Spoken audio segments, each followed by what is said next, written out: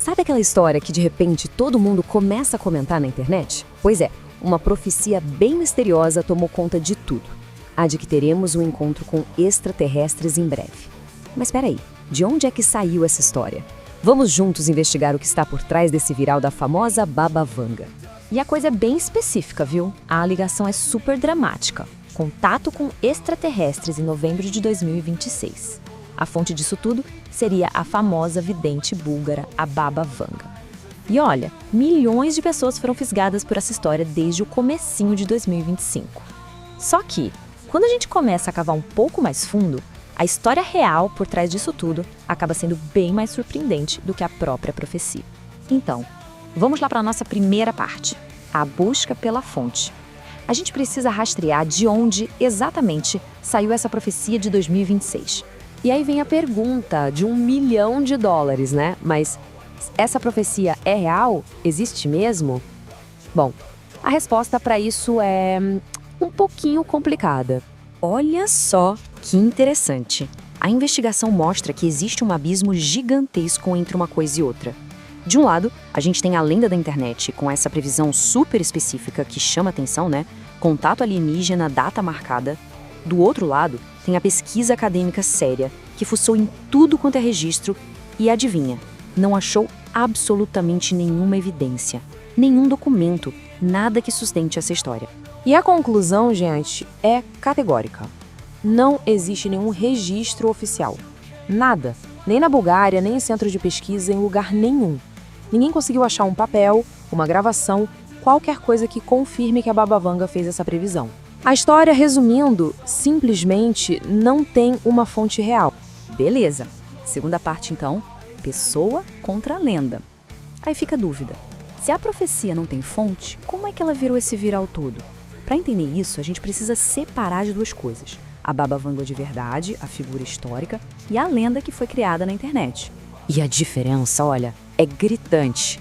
A Baba Vanga histórica era uma vidente local, sabe? Uma figura que dava conselhos mais informais, meio pessoais, com base no que as pessoas contavam para ela.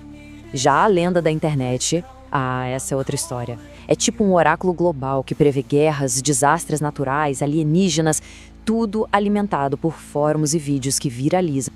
Isso nos leva para a terceira parte. Como nascem as lendas? A gente já viu que não tem prova, mas então, como é que uma alegação assim, sem pé nem cabeça, vira um fenômeno mundial? Pois é, existe quase uma receita de bolo para esse tipo de mito moderno. É como se fosse uma verdadeira fábrica de profecias. Pensa só, o primeiro passo. Tudo começa com os relatos orais bem vagos de décadas atrás. Ninguém sabe direito quem falou o quê. Segundo passo. Começam a surgir as interpretações de outras pessoas que vão adicionando detalhes, floreando a história. Aí vem o passo crucial, o terceiro. A história adaptada para os medos que a gente tem hoje, para ela parecer relevante. E o quarto e último passo, a disseminação viral na internet, que faz todo o resto do trabalho. E claro, essas narrativas têm um terreno fértil para crescer, né? Elas prosperam em lugares bem específicos do mundo digital. A gente está falando de sites de paranormalidade, fóruns de conspiração, vídeos super sensacionalistas nas redes sociais. Esses lugares funcionam como megafones gigantes. Eles pegam uma faiscazinha que nasceu num cantinho da internet e transformam num incêndio que atinge todo mundo. Ok, chegamos na quarta parte, o fascínio do desconhecido.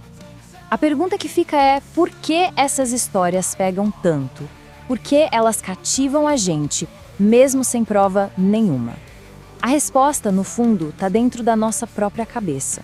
É que essas histórias, elas mexem com uma curiosidade que é de todo mundo. Uma curiosidade coletiva sobre mistérios, sobre o que vai acontecer, sobre eventos apocalípticos.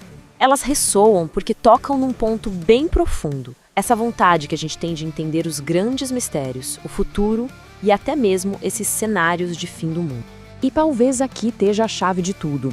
O fato de não existir uma fonte real é, na verdade, o que dá superpoderes para essas profecias. Pensa bem, como não tem um original, elas podem ser moldadas e remodeladas infinitamente para se encaixarem perfeitamente nas nossas ansiedades de agora. Seja o medo de uma guerra, de um desastre, ou, como nesse caso, o medo do desconhecido que vem do espaço. Elas viram um espelho perfeito dos nossos medos atuais. No fim das contas, a popularidade toda dessa profecia diz muito mais sobre quem somos agora, no presente, do que sobre o nosso futuro. A verdadeira questão não é se os alienígenas vão chegar em 2026. A pergunta de verdade é: o que essa nossa necessidade de acreditar numa história como essa revela sobre nós hoje?